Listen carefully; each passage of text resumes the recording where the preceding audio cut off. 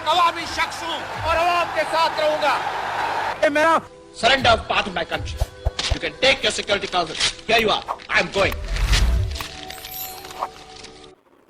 भुट्टो को फांसी क्यों दे दी गई? सकूत ढाका के बाद जुल्फकार अली भुट्टो की फांसी पाकिस्तान की तारीख का सबसे बड़ा अलमिया था।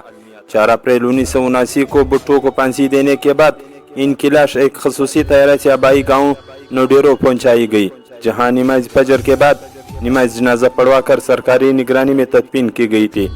11 बजे की रेडियो खबरों में ये खबर आम की गई थी कि साबिक वज़ीर-ए-आज़म भुट्टो को फांसी दे दी गई है। पाकिस्तान के बेबस मजलूम व मफहूम आवाम ने बड़ी तादाद में मुख्तलिफ शहरों और कस्बों में अपने अजीम रहनुमा का ग़ाइबाना नमाज जनाजा पढ़ा और शहीद रहनुमा को खिराज अकीदत पेश किया था। मेहनत करोगे, लड़ोगे, मरोगे। भुट्टो की फांसी बाजार एक सियासी मुखालिफ के कत्ल की वजह से हुई थी, लेकिन हकीकत में ये पाकिस्तान और पाकिस्तानी आवाम के खिलाफ एक बहुत बड़ी बैनुल अक़वामी साजिश थी।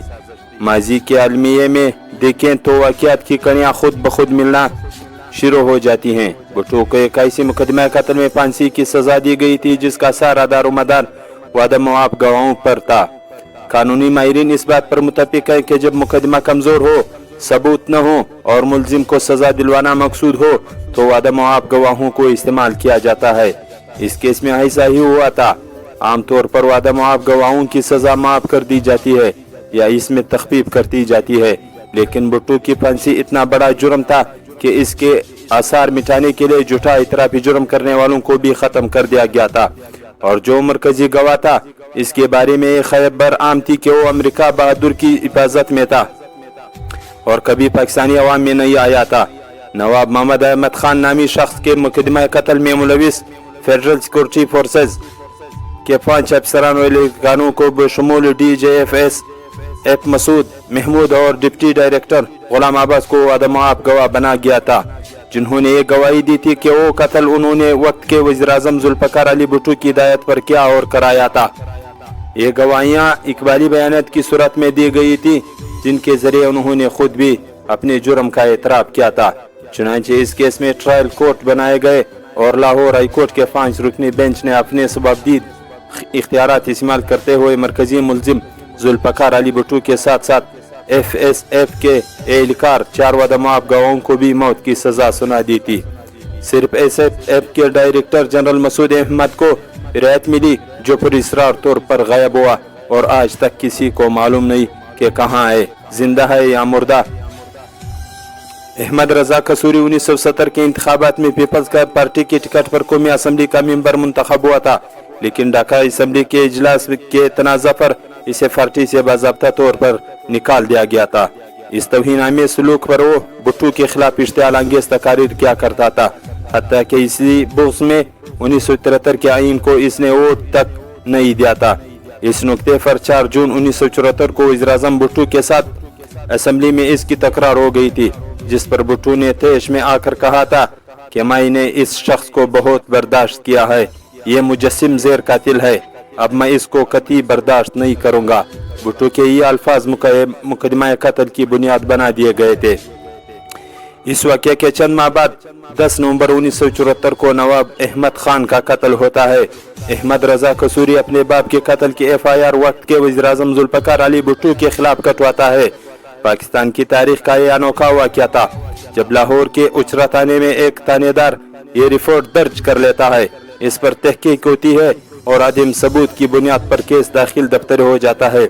एक आम फहम शख्स भी जानता था कि सियासी तौर पर अहमद रजा कसूरी या इसका बाप भुट्टो के लिए किसी तौर पर अहम या खतरनाक नहीं थे और कोई भी हुक्मरान अपने दौर हुकूमत में कत्ल व गारत या अमन व अमान के मसाइल पैदा नहीं करता, बल्कि नादीदा क़ुव्वतें ऐसे मसाइल फरदा करके हुकूमत वक्त को गैर मुस्तहकम करती हैं।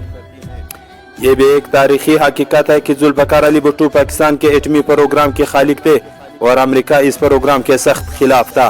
पाकिस्तान का इस्लामी बम दुनिया भर के मीडिया में मशहूर हो चुका था। बात यहाँ तक जा पहुंची थी कि 9 अगस्त 1974 को लाहौर में एक मुलाकात में खिताब करते हुए अमरीकी वज़ीर ख़ारजा हेनरी किसिंजर ने भुट्टो को एक मशहूर ज़माना धमकी दी थी। भुट्टो, अगर तुम एटमी प्लांट के हुसूल के इरादे से बाज न आए हो तो ہم تمہیں ایک عبرتناک مثال بنا دیں گے۔ دنیا کے ایک سپر پاور کی طرف سے یہ دھمکی کوئی معمولی بات نہیں تھی۔